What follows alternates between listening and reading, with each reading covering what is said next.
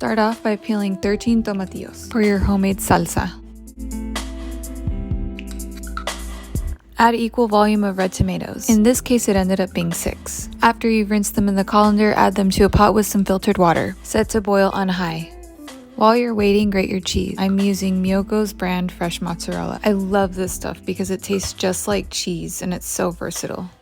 Check your tomatoes. They're gonna cook at different times because they're different sizes. Rule of thumb for the tomatillos, when they turn olive green, they're ready, but you can always stick them with a fork just to make sure.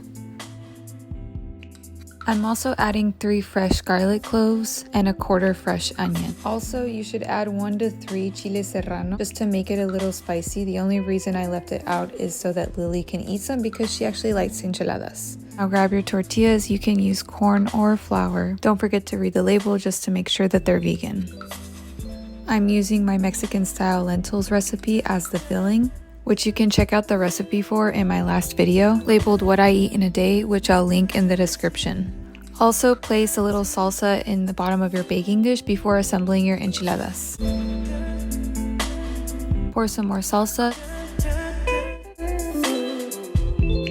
Cover with your cheese and bake in the oven at 350 for 20 minutes. Once it's baked, top it off with some cilantro.